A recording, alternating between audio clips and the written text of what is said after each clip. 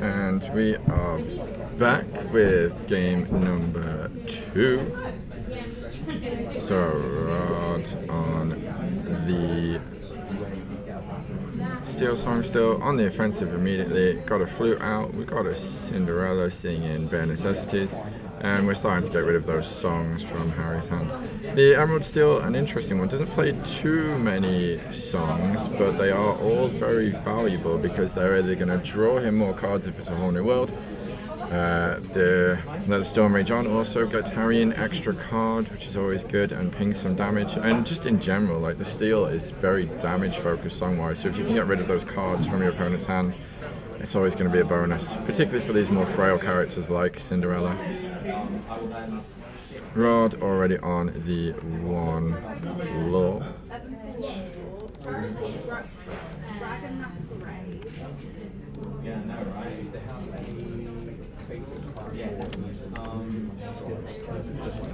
Harry with Bucky, fairly straightforward. And we see an aerial come out from Raad this time. Something that seemed to be missing slightly last time from his game. Aerial, great card, play it down, you get to look through the top 5 and see if you can find yourself a song, which she can then sing on later turns because she has the singer ability, so she sings for higher than her cost. Again, another mainstay from the first chapter. Everyone's favourite Little Mermaid. We have everyone's favourite co-illuminate little Lorcana podcaster at the side of me here, just off screen. We have a Charlotte dropping in to say hi. Feel free to say some words as well, Charlotte. Some words. Some words. Say some words. I hope we still have the audio. Yes, the mic still seems to be showing up, so we're good.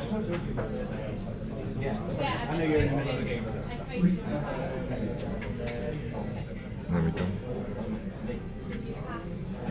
Like a little bit of delay on the. Then we'll take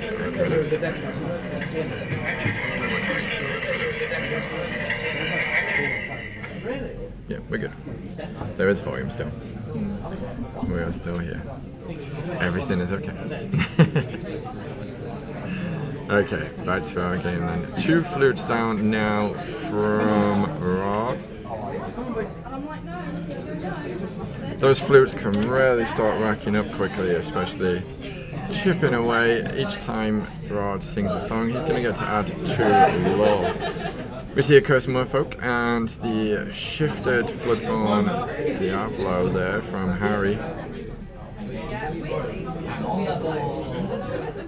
So Steel Song traditionally doesn't play too many evasive characters, so it'll be interesting to see if Raad has done any special text here to kind of mitigate that, or if he is just going to rely on singing those damaging songs.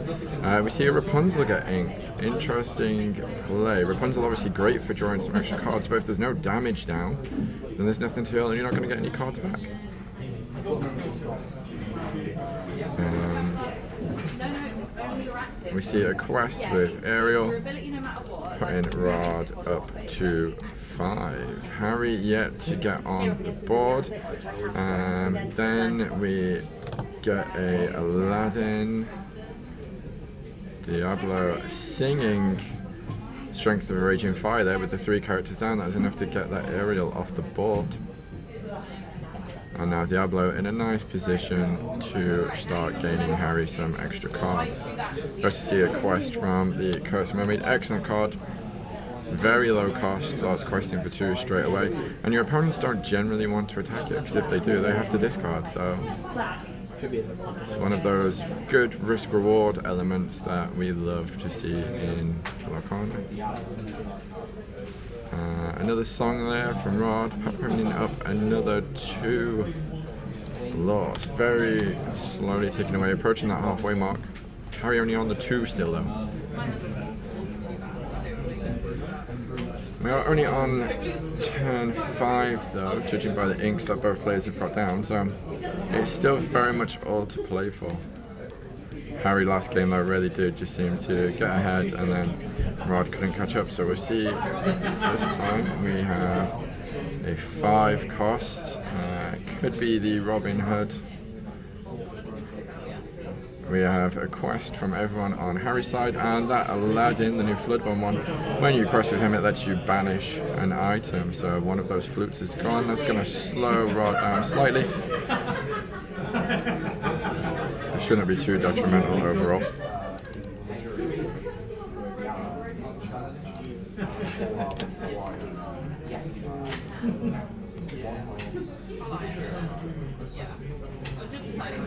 So it's like a beast tragic hero there.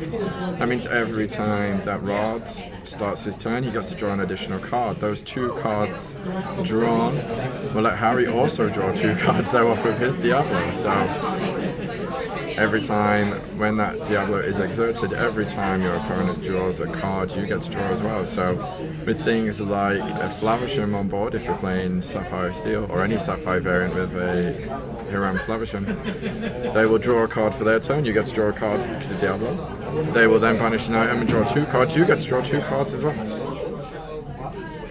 So excellent way to mitigate any sort of slowdown in your own hand. Not too vulnerable either, Diablo, because of the evasiveness, but goes 2-2. So gets banished to grab your swords, and would also take a baboon, fire the cannons, lots of removals. And we see Raad decide to put the beast into the Aladdin, sacrificing that card draw slightly, but getting rid of that Aladdin to protect the flute. We see another tragic beast come down to mitigate that. And that does mean now though that Raad on his turn has a nice way of attacking some locations and some other things, because that on his turn is going to be a nice 7 attacker. Is vulnerable right now though to the Robin Hood, so we will see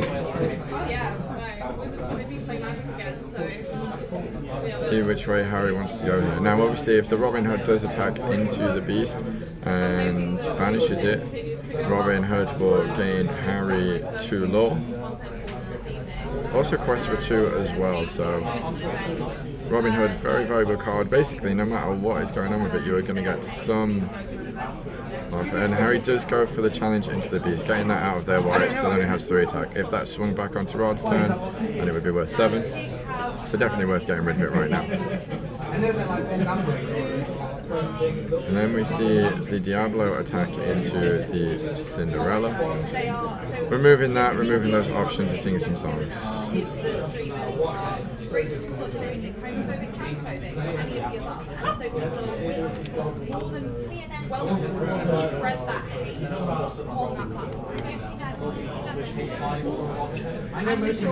And we see the giant Tinkerbell come down. That damage is enough to get rid of Diablo. And both of the Robin Hoods now have a bit of damage.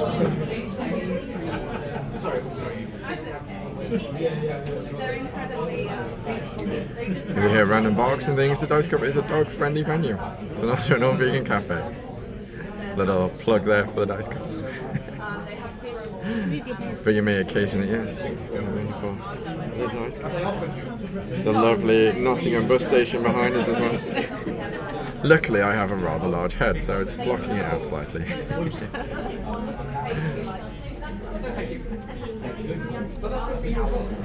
So obviously Raad is really trying to win this game to force a game 3. They are neck and neck for lore right now, so both players taking a little bit extra time, thinking the turns through, making sure that they are following those lines through, making good decisions. Harry with the Tragic Beast and the 1-cost Diablo would get to see Raad's hand, but Raad does not have a hand anymore. He will get to draw 2 cards now though, thanks to that Tragic Beast remaining undamaged.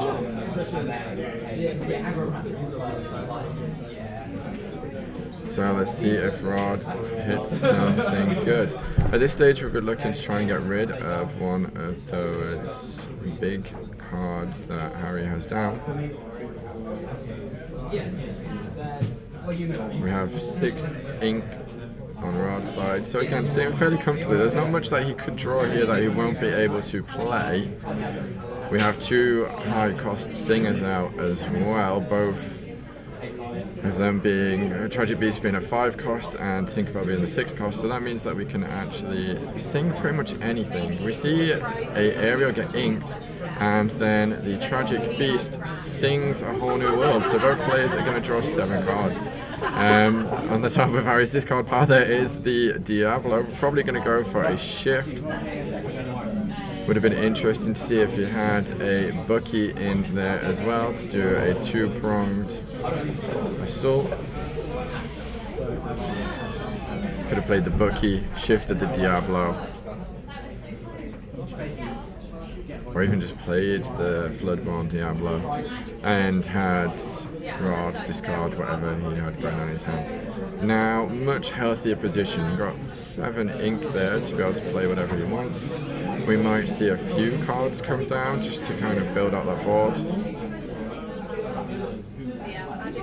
Not much that Tinkerbell can do right now though, because nothing on Harry's side is exerted.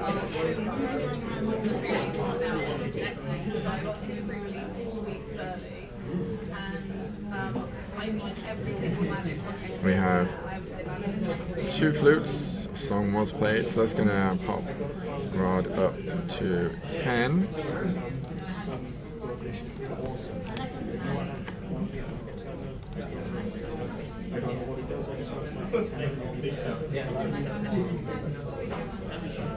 Carrying out the ink there. Potentially going to go with a 3 cost card. We do see the 3 get exerted, and we have Let Storm Rage on, getting rid of that Diablo just in case, and it lets Raad draw another card. With the 2 that we have left, we see everybody's favourite bumbling first mate is Shmee. Wonderfully started card, 3/3, quest for 2, cost 2 to play, but does take a damage each turn it is exerted if there is no captain on board. Of course though, you can mitigate this by playing a captain. The wonderfully ever popular Captain Hook, Forceful Duelist from first chapter. Still played quite often, but a lot of players now running other options like the resist element of a Cogsworth is a nice little tech within Sapphire Steel decks. Harry plays Diablo, gets to look at Raad's hand, quite a few songs in there, so some extra lore gain potential for Raad. Getting really close now. Harry needs to think of a way to help get rid of some of these big characters on Raad's side, otherwise he's going to quest for a whole bunch. We do see Harry play the Reckless or the Relentless Beast.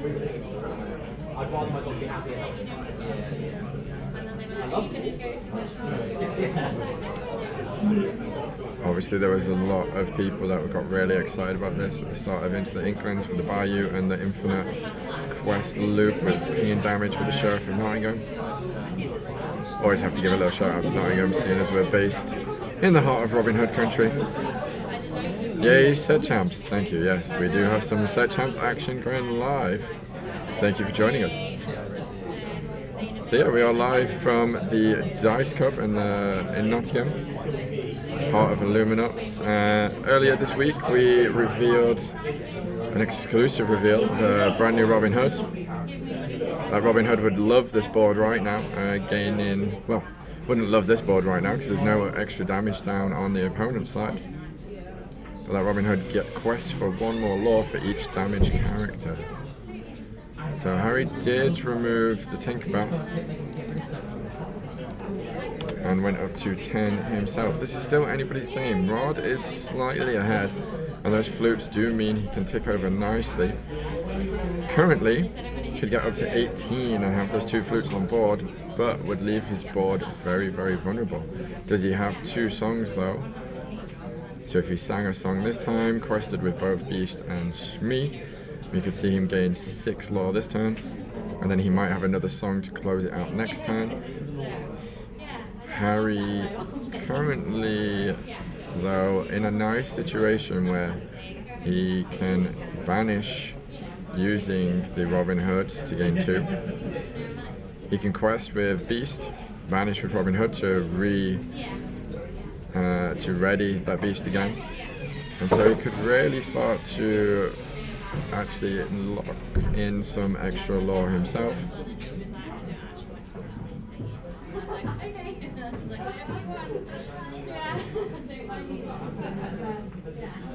Lots of decision making. Again, this will decide whether we go to a game 3 within this round 1. Does Raad have it in his hands now?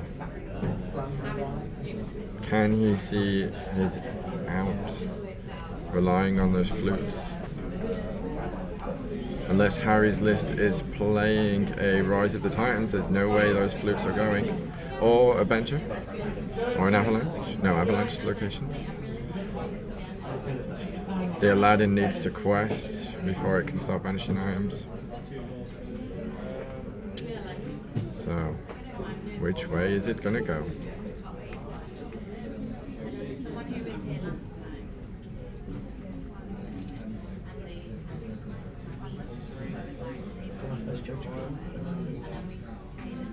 I'm ignoring about the quest there.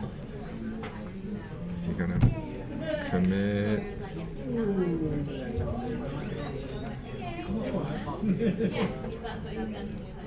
See the Beast get exerted. He's not reaching for that pen though.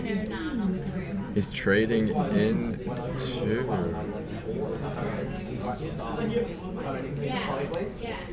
Okay. Decides to remove Harry's characters. Potentially does not have those songs in hand then to close this out. So let's see where this goes from here. Tapping all of the ink. Is that a Cinderella? I cannot tell from here. I think it's the Cinderella Stout-Hearted. Comes down, lets Raad attack ready characters when a song is played.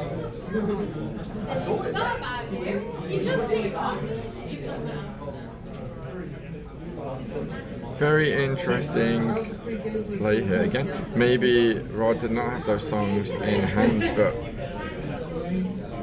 we will see as this game develops. Harry's turn now.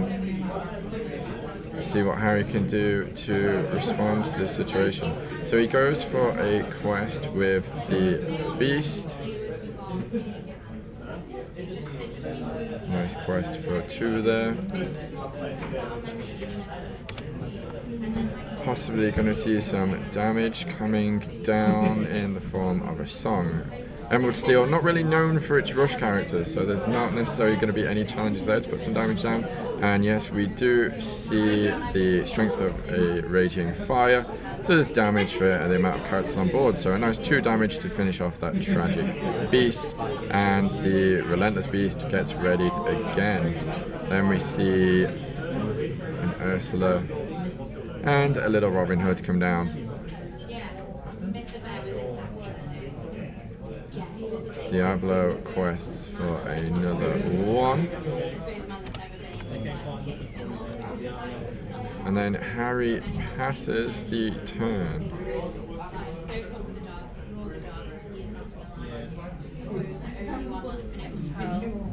Harry here probably choosing or opting to protect that Beast. However, we do have the Cinderella down, so if there is a song in Raad's hand, he will gain 2 lore because of the flutes, and that Cinderella will be able to attack something. However, it is the only person on the board that could sing a song, so is Raad going to have to expend a bunch of ink for a song and maybe not get any other characters down, leaving Cinderella herself a bit more vulnerable on the return? Harry now in a really good position though, where he can just keep chipping away. He's got the bigger board. We do see a tap of 5, and we see a whole new world get played. That will allow Cinderella though to attack any of Harry's characters, unless I've been calling it wrong this whole time and it is not a Cinderella, but we will see one way or another in a moment. There goes the flute for the extra 2. Harry correcting his own law there as well. It's worth pointing out that both players do have pen and paper, so obviously with this being a higher level tournament, the phone is just there for my benefit. It is not associated with either player. They are recording their law on their own individual pads. The Cinderella did attack and get rid of the beast.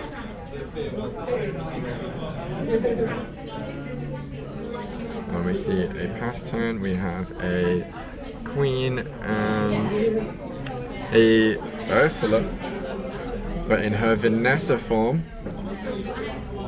Any fans of Lorcana out there? That's the podcast that we release. We have done 10 episodes so far.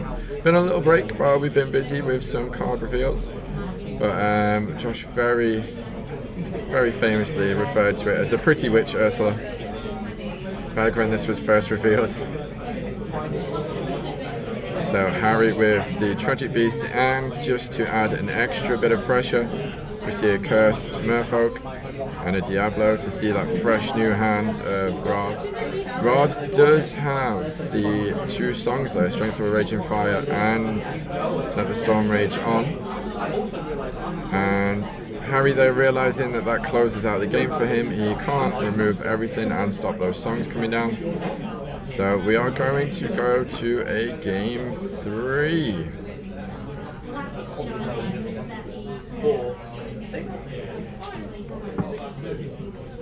So while our players shuffle up, we will head to our intermission. Thanks for joining us, all 5 people. Nice to have you around. We'll catch you in a moment. Hello, we are back again. We are going to round 3 in this. The players do not have long left on this round though, so it could be.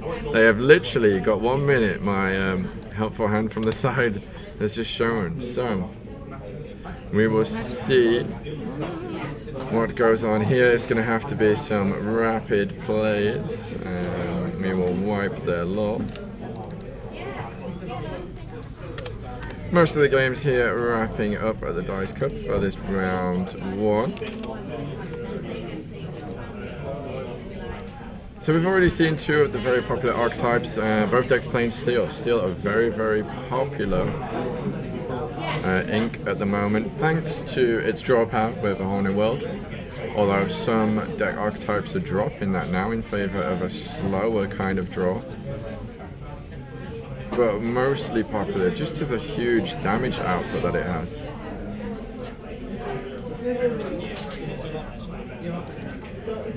So we do have Harry already on 1 law and Raad on 3. We are time on the round though. You may be able to hear Josh in the background there faintly telling the players that we are at time. So what happens now is they have 5 turns to produce a winner. If nobody wins within those 5 turns, then it will be classed as a draw. Grab your sword there, wiping out Raad's board, and the Ursula challenging into the aerial to remove that. There we go, we see the round die go down, so they are now on, or turn die, sorry, on turn 1.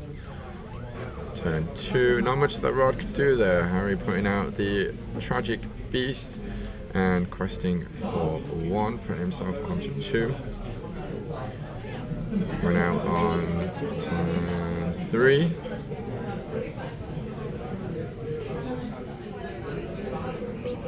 Both of them just trying to work out what's going on.